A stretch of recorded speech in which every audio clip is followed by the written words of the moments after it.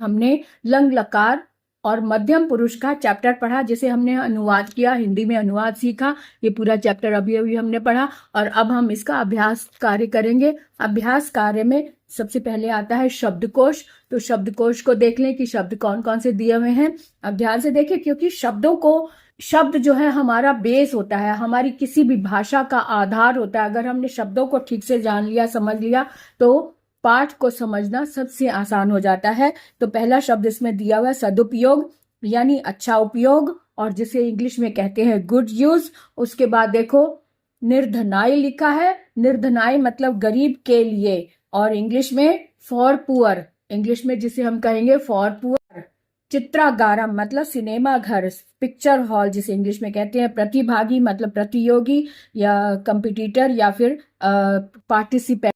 जीर्णानी मतलब फटे पुराने, ओल्ड एंड टोर्न, टोर्न मतलब फटा पुराना होता है ना। तो भिक्षुका मतलब भिखारी, जिसे इंग्लिश में बैगर बोलते हैं। पुरस्कारम यानी इनाम, इनाम अर्थात अवार्ड, अवार्ड। और बुभुक्षिता मतलब भूखा, और यहाँ इंग्लिश में हंगरी। उसके बाद देखो नई धातुएं जो इसमें इस पाठ में आई हैं वो भी देख ले। त्रि मैंने तैरना, त्रि मतलब तैरना, टू स्विम। उसके बाद देखो गई, गई मैंने गाना, और टू सिंग। उसके बाद अव्यय कौन कौन से आए हैं। टू श्रीम का मतलब चुपचाप रहना या क्वाइट।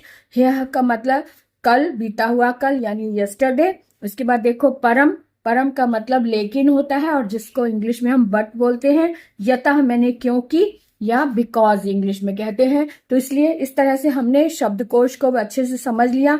अब हम अभ्यास पर आते हैं। तो अभ्यास कार्य में पहला प्रश्न है प्रदत्तेभ्य विकलेभ्य उचितम उत्तरम चित्वा रिक्त स्थानानि पूर्य, अर्थात दिए गए विकल्पों से उचित उत्तर चुनकर रिक्त स्थानों को पूरा करना है। तो यहाँ पे ऑप्शन भी दिए हुए हैं, इन्हीं ऑप्शन में से हमने सही उत्तर चुनकर यहाँ लगाना है। इसमें सबसे पहले इसका तरीका क्या है पहले ये समझ लो। इसकी क्रिया को देखो, अगर कर्ता खाली स्थान में दिया हुआ है तो इसकी क्रिया को देख लो कि ये कौन से पुरुष का और कौन से वचन का है। तो अक्रीड़ा अभी हमने सीखा था कि जहां विसर्ग लगता है और अ लगा हुआ है तो वो वाली क्रिया एक तो लंग लकार की तो होती ही है, लेकिन विसर्ग लगा हुआ है तो इसका मतलब है ये मध्यम पुरुष एक वचन का रूप है। मध्यम पुरुष का मतलब है कि तुम एक की बात हो रही है। तो इसमें ऑप्शन दिए हुए हैं, युवाम भी है, त्वम भी है और यूयम भी है।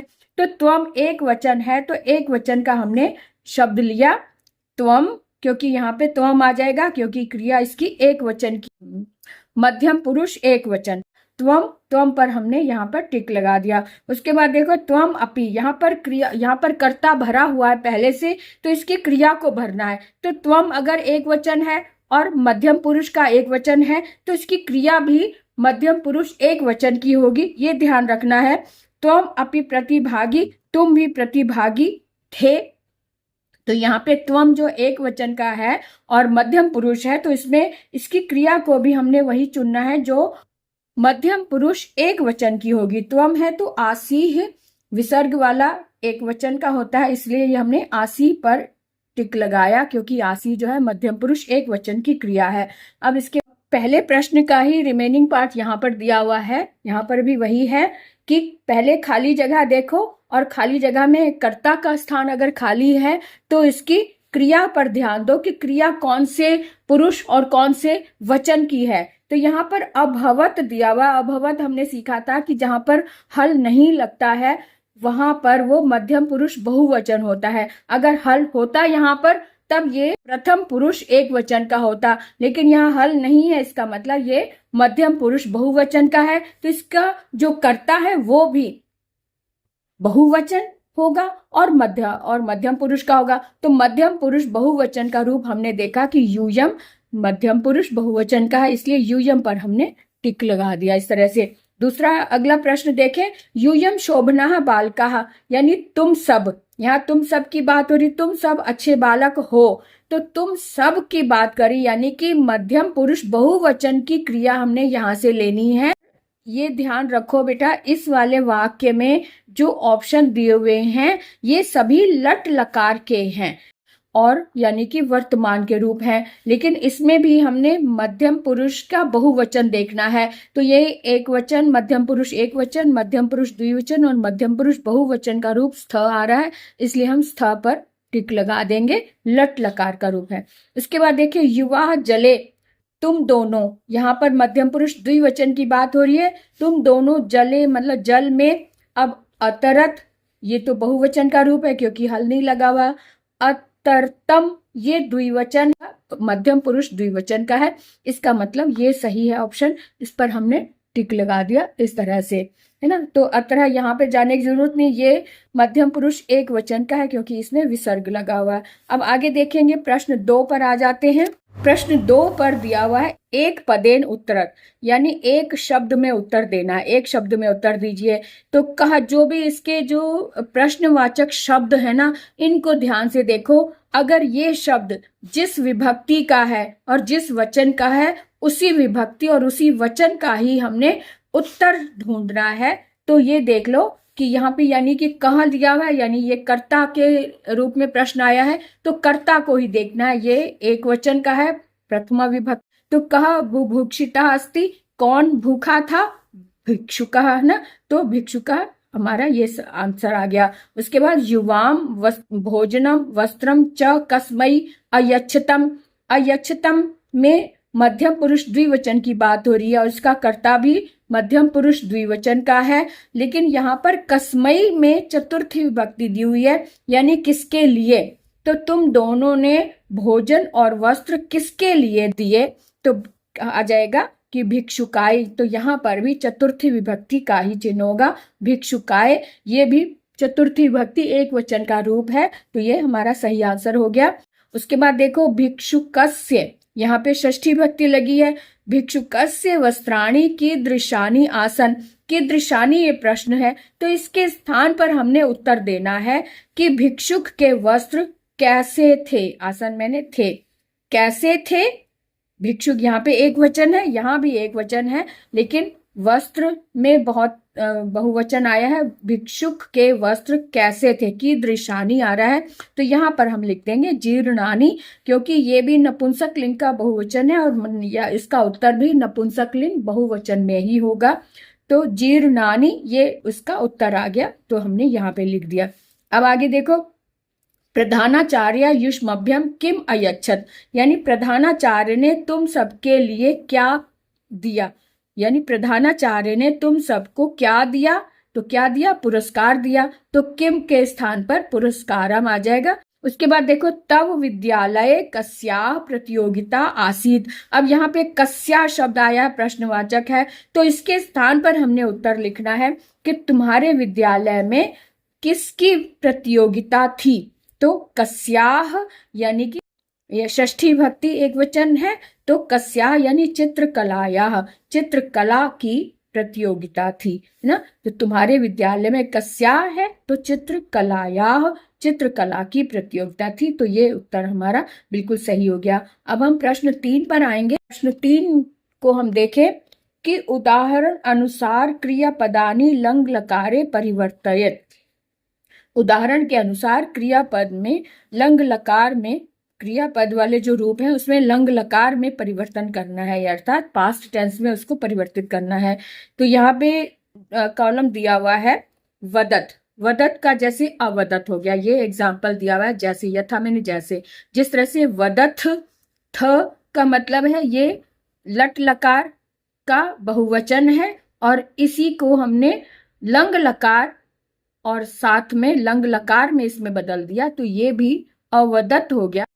ये वदत मध्यम पुरुष बहुवचन है, तो इसी को हमने मध्यम पुरुष बहुवचन में लेकिन लंग लकार में बदलना है, तो अवदत हो गया है ना। तो भ्रमसी ये मध्यम पुरुष एक वचन है, तो अभ्रमः हो गया। खादथा भी प्रथम पुरुष, ये खादथा लिखा हुआ है, तो खादथा विसर्ग जिसमें है तो वो लट लकार द्विवचन का होता है। मध्यम पुरुष तो है लेकिन द्विवचन का है और लट लकार का है, तो इसको इसका जो रूप होगा वो भी मध्यम पुरुष द्विवचन का ही होगा, लेकिन लंग लकार का होगा। तो लंग लकार में हमने देखा था कि ये अतम लगता है, प्रत्यय जो है अतम लग जाता है, तो अखादतम ये इसका रूप बच जाएगा, ये परिवर्तन हो जाएगा। नंस्यसी है तो अनमः। नंस्यसी का मतलब है कि मध्यम पुरुष एक वचन है लट लकार, तो मध्यम पुरुष का एक वचन का ही रूप हम लेंगे, लेकिन लंग लकार में तो अनमः, क्योंकि यहाँ नम धातु है तो अनमः हो जाएगा। दृक्ष्यत है तो दृश धातु है, तो दृश के रूप पश्चिम में चलते हैं, तो दृक्षथ दृक्षथ, ये यानी कि मध्यम पुरुष बहुवचन का रूप है, तो अपश्यत यहाँ पे बिना हल वाला त लग जाएगा, क्योंकि मध्यम पुरुष बहुवचन में हल नहीं लगता। अब यहाँ पांचवे में देखो धावथः लिखा है। धावथः का मतलब है कि ये मध्यम पुरुष द्विवचन का रूप है लट लकार में, तो मध्यम पुरुष का ही द्विवचन का रूप हम लेंगे, लेकिन लंग लकार में तो तम आ जाएगा और ये अधावतम आ जाएगा। यहाँ पे धावतम, धा भी आ की मात्रा भी आएगी, धावतम। ठीक है, इसको इस तरह से लिख देंगे। अब हम प्रश्न 4 पर आ जाते हैं। प्रश्न 4 को हम देखेंगे कि मंजूषायाः उचित क्रियापदम चित्वा रिक्त स्थानानि पूर्यत, यानी कि मंजूषा यानी कि जो ये ब्रैकेट में दिए हुए शब्द जो हैं, इनमें से छांट कर हमने इसमें भरने हैं रिक्त स्थान में। तो देखते हैं, यहाँ पर भी वही तरीका है कि जो रिक्त स्थान दिया हुआ है उसकी क्रिया को देख लो। अगर यहाँ पे क्रियापद खाली है तो उसके कर्ता को देख लो, अगर कर्ता पद खाली है तो उसकी क्रिया को देख लो। तो देखें क्या भरना है। त्वम पुष्पम, यानी एक वचन का है, मध्यम पुरुष एक वचन का रूप है। त्वम पुष्पम, पुष्प को सूंघा, तुमने पुष्प को सूंघा, तो अजिग्रह यहाँ पे टेंस लंग लकार की बात हो रही है, तो इसलिए अजिग्रह आ गया। युवाम, यहाँ पे प्राणम तम, अतम लगा हुआ है, इसका मतलब ये द्विवचन लंग लकार, ये लंग लकार मध्यम पुरुष द्विवचन की बात है, तो इसका मतलब द्विवचन में युवाम आ गया, तो युवाम आचार्यम प्राणम मतम। उसके बाद देखो यूयम पारितोषिकम, यूयम दिया हुआ है, इसका मतलब ये मध्यम पुरुष बहुवचन की बात हो रही है, तो मध्यम पुरुष बहुवचन का ही यहाँ पे क्रिया लगेगी अविंदत, यानी कि पूजा जाएगा ये, क्योंकि यूयम बहुवचन की बात है इसलिए बहुवचन का ही ये रूप लग गया। उसके बाद देखो मित्राय पुस्तक अयच्छा लिखा, अयच्छा यानी कि मध्यम पुरुष एक वचन की बात हो रही है, तो एक वचन की बात हो रही है, इसका मतलब त्वम आ जाएगा। त्वम मित्राय पुस्तकम अयच्छत, तो त्वम इसमें आ जाएगा। उसके बाद देखिए यूयम, यहाँ पे बहुवचन की बात हो रही है, मध्यम पुरुष बहुवचन, तो इसकी क्रिया भी मध्यम पुरुष बहुवचन की लगेगी। यहाँ पे अस्मरत दिया हुआ है, अस्मरत मध्यम पुरुष बहुवचन की क्रिया, इसलिए हमने यहाँ पर अस्मरत बहुवचन की क्रिया लगा दी। इसलिए इस तरह से चौथा प्रश्न भी हमारा हल हो गया। अब देखते हैं 5वें नंबर पर कौन सा प्रश्न आ रहा है। तो यहाँ पे अधोलिखिता नाला निम्नलिखित क्रियापदों का पद परिचय देना है। पद परिचय कैसे देंगे, यानी कि ये कौन सी धातु है, कौन सा लकार है, कौन सा पुरुष है, कौन सा वचन है, ये सारी बातें हमने बतानी है इनमें। तो अवदत्त, अवदत्त जो है इसमें हल लगा हुआ है, सबसे पहले यही देख लो कि ये एक वचन की बात हो रही है। जैसे यहाँ पे एग्जाम्पल दिया हुआ है, आ उपसर्ग लगा है और गम लगा है, आगम जो है ये गम धातु। इसी तरह से यहाँ पर हमने देखना है कि अवदत्त में क्या क्या, अवदत्त में अ उपसर्ग लगा है, वद धातु है और अत इसमें प्रत्यय लगा हुआ है ना। हमने शुरू में चैप्टर के शुरू में हमने सीखा था ना कि रूप कैसे लगते हैं, उसमें कौन कौन से प्रत्यय लगते हैं, तो इसी का ध्यान रखते हुए हमने यहाँ फिल करना है। और ये लंग लकार का लकार कौन सा है, ये लंग लकार है, क्योंकि ये भूतकाल की बात हो रही है। उसके बाद प्रथम पुरुष है, क्योंकि त में हल लगा हुआ है इसलिए ये प्रथम, और वचन है, वचन एक वचन है ना, एक वचन की बात हो रही है। उसके बाद देखो अस्मरतम, तम लगा है, इसका मतलब ये द्विवचन मध्यम पुरुष द्विवचन की बात हो रही है, और अ भी लगा हुआ, इसका मतलब ये कौन सा लंग लकार है। तो अब इसको अलग से लिखेंगे, यहाँ पर क्या लिखेंगे कि अ प्लस स्मृ धातु है और प्लस में अतम आ जाएगा, अतम ना, और लंग लकार है, और लंग लकार में मध्यम पुरुष है, क्योंकि ये मध्यम पुरुष का तम लगा तो मध्यम पुरुष आ जाएगा, और वचन इसमें द्विवचन है। ठीक है, उसके बाद अकथयत में त लगा हुआ है, हल लगा हुआ है, तो ये प्रथम पुरुष का एक वचन है ना, तो इसका मतलब अ है, तो ये लंग लकार में, लेकिन प्रथम पुरुष की बात हो रही है यहाँ पे, तो अ धन कथ और धन अत, ये इसका प्रत्यय हो जाएगा। उसके बाद ये लंग लकार तो है ही, लंग लकार हो गया। फिर उसके बाद देखो ये प्रथम पुरुष की बात हो रही है, इसलिए यहाँ पे प्रथम पुरुष और एक वचन। उसके बाद अयच्छः, अयच्छः में अ लगा हुआ है, तो दा धातु, यच्छ जो है वो दा धातु से बनता है, तो अ धन दा धातु धन अह लग रहेगा, तो इसलिए अयच्छः बन गया। है लंग लकार का ही है और मध्यम पुरुष है और साथ में एक वचन है। अकरोत जो है ये त लगा हुआ हल वाला, इसका मतलब ये प्रथम पुरुष का रूप है। तो प्रथम पुरुष का रूप है तो अ और क्री धातु और साथ में अत प्रत्यय लगा हुआ है, और इसके बाद लंग लकार है और साथ में ये प्रथम पुरुष की बात हो रही है ना, पुरुष प्रथम पुरुष है और साथ में एक वचन है। इस तरह से हमने इसको भी फिल कर लिया। अब प्रश्न नंबर 6 पर आ जाते हैं। प्रश्न नंबर 6 बताता है, प्रश्न नंबर 6 में आता है अनुवाद करना है। अधोलिखिता नाम वाक्या नाम संस्कृत भाषायाम अनुवादम कुरुत, अर्थात अधोलिखित यानी निम्नलिखित वाक्यों का संस्कृत में अनुवाद कीजिए। तो तुम दोनों ने गीत गाए, तुम दोनों है तो युवाम आ जाएगा, युवाम गीतम अगायतम आ जाएगा, तम वाली बात है ना, अगायतम हो गया। तुम उद्यान में खेले, खेले तुम उद्यान में खेले, तो त्वम उद्याने अक्रीडः आ जाएगा, है ना। उसके बाद तुम सबने कविता पाठ किया, तुम सबने यानी यूयम कविता पाठम अकुरु, यहाँ पे सबने कहा रहा है तो अकुरुत आ जाएगा, अकुरुत त में हल नहीं लगेगा, है ना।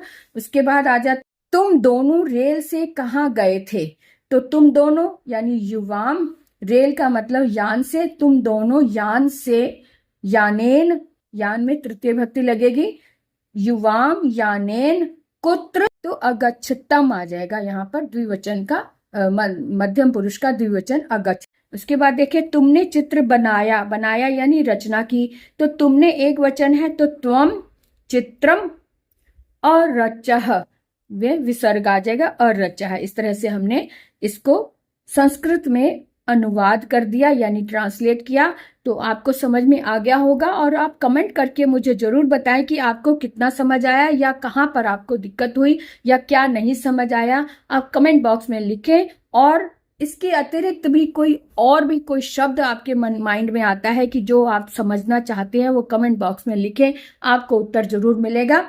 तो आज के लिए इतना ही, विराम लेते हैं, फिर मिलेंगे अगली कक्षा में। तब तक के लिए बाय बाय।